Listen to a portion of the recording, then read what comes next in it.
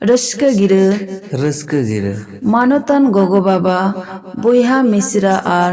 पठुआ मई बाबू ताकू लगी नियागी पहिल संताली मीडियम ते स्कूल पंडित रघुनाथ मुर्मू एकेडमी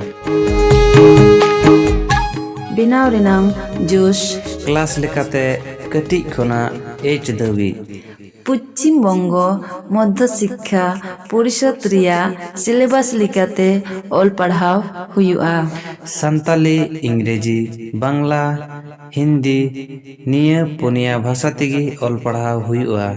संथाली अरिचली और लय लक्चर चित रिया व्यवस्था नपाइते मिना भर्ती फॉर्म एम एतहब आकाना 20 डिसेम्बर खन